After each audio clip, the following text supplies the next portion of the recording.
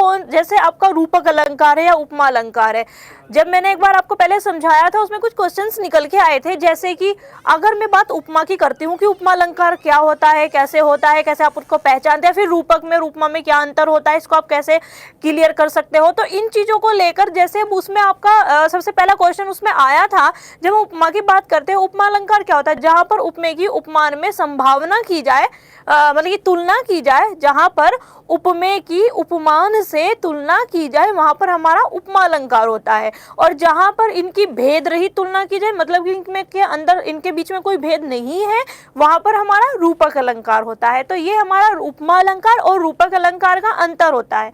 अब क्वेश्चन यहाँ यह आता है कि उपमान क्या होता है और उपमेय क्या होता है। ठीक है, उपमान क्या होता है और उपमेय क्या होता है, मैं यही देखना होगा कि उपमान उपमेय में क्या अंतर होता है और ये क्या होते हैं। एक आपके पास शब्द आता है उपमान और एक आपके पास शब्द आता है उपमेय। उपमेय, अब ये है क्या, अब क्वेश्चन आपका आता है कि ये है क्या। उपमान क्या होता है, देखो उपमा की जो परिभाषा है आपकी वो ये है, उपमा की जो परिभाषा है वो है कि जहां पर उपमेय की उपमान से तुलना की जाए, राइट, वहां क्या होगा आपका उपमा अलंकार होगा। और रूपक क्या होता है, रूपक की अगर हम परिभाषा देखते हैं वो भी सेम कुछ ऐसे ही आपको लगेगी, लेकिन क्या होगा, जहां पर उपमेय की उपमान से भेद रहित मतलब जहां इन दोनों के बीच में कोई भेद ना रहे, यहाँ पर भेद रहित नहीं है, इसमें तो हमको तुलना करनी है, लेकिन यहाँ भेद रहित हमारा आज शब्द आ जाता है, यानी कि जहाँ पर भेद खत्म हो जाता है वहाँ रूपक होता है, लेकिन जहाँ उन दोनों के बीच का भेद बना रहता है वहाँ हमारा उपमा अलंकार होता है। और अब ये उपमान और उपमेय है क्या, और इसमें आपके चार चीजें आपको इसमें देखने को मिलती हैं। उपमा में हम देखते हैं कि इसमें चार चीजें में देखने की मिलती है। एक क्या है, एक हमारा उपमान होता है, एक हमारा उपमेय होता है, एक आपका गुण धर्म होता है, यानी कि कौन सा वो गुण है जिसके आधार पर वो है, और चौथा उनमें जो समानता वाला शब्द आपका होता है, समानता वाला जो शब्द होता है, ये चार चीज आपको उसके अंदर देखने को मिलती है। ठीक है, अब हम देखते हैं कि उपमान क्या है। उपमान वो है जिससे तुलना की जाए, और उपमेय क्या है, जिसकी तुलना की जाए। अब यहाँ आपको दो चीज मिली है, देखो तुलना हो रही है, एक वो है जिससे तुलना होगी और एक वो है जिसकी तुलना होगी।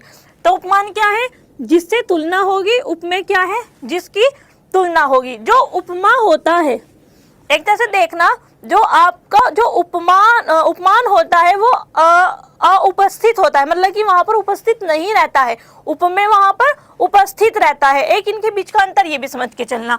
फिर जैसे अगर आप कहो कि उसका मुख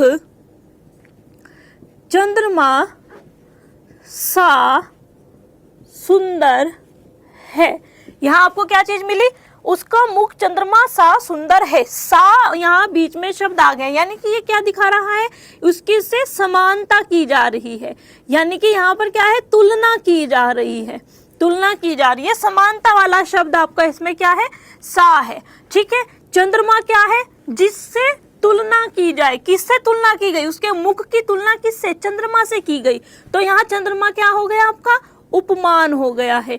मुख क्या है, उपमेय हो गया है, क्योंकि मुख की तुलना की गई है।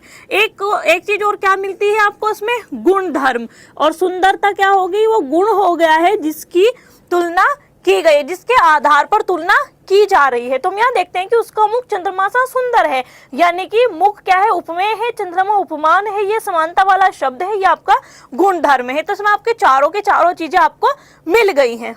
ठीक है। जो आपका जैसे समानता वाले शब्द होते हैं, इनको जब अगर हम इसी की भाषा में देखते हैं तो इसको हम वाचक शब्द बोलते हैं।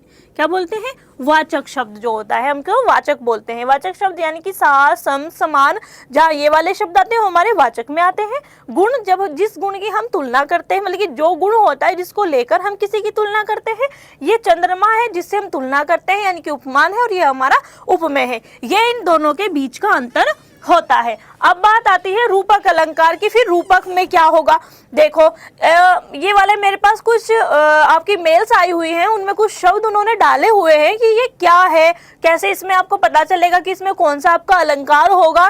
तो जब हम रूपक की बात करते हैं, यहाँ हम बात करते हैं रूपक अलंकार की। रूपक में क्या होगा, जैसे ये सा शब्द है जो समानता दिखा रहा है, ये यहाँ पर खत्म हो जाएगा, इसको डायरेक्ट वही मान लिया जाएगा, इसको मान लिया जाएगा चंद्रमुख, यानी कि उसको क्या है, मुंह को क्या चांद ही मान लिया गया है, उसको उसके जैसा नहीं माना है, उसको डायरेक्ट वही हमने मान लिया है। ऐसे ही आपका चरण कमल, चरण कमल, अगर यहाँ कहें कि कमल से सुंदर या कोमल, कमल से कोमल चरण, तब यहाँ आपको क्या, कौन सा गुण, कौन सा अलंकार मिलता है, यहाँ हमें अलंकार मिल जाएगा कौन सा, उपमा।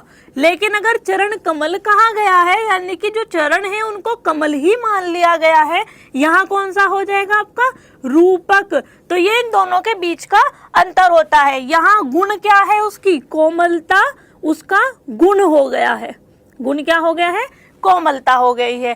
और जो कमल है ये क्या है, उपमान हो गया है, और जो चरण है ये क्या है, उपमेय हो गए, यानी कि चरणों की तुलना की गई है किससे, कमल से। तो ये उपमान और उपमेय, रूपक और आपके उपमा का अंतर होता है। तो आप इनको ध्यान रखना कि उपमान और रूपक के बीच में क्या अंतर रहता है। अब हम इसके अलग एक चीज और आप कभी कभी पूछ ली जाती है, इसमें आपका जैसे चरण कमल शब्द है, चरण कमल आपका शब्द है, या आपका मृग नयन शब्द है, मृग नयन शब्द है, मृग नयन में भी आपका कौन सा अलंकार हो जाएगा, रूपक अलंकार हो जाएगा, क्योंकि इन दोनों के बीच का भेद खत्म हो गया है। लेकिन यहाँ एक क्वेश्चन आपसे और भी आ जाता है, जैसे चरण कमल हो गया, मृग नयन हो गया, चंद्रमुख हो गया, इनमें एक चीज और भी पूछ ली जाती है कभी कभी। क्या पूछा जाता है, आप सभी को पता है, बोलो जल्दी से। इसमें पूछा जाता है आपका समास, कि इसमें समास कौन सा है। और आपको पता है कि एक समास है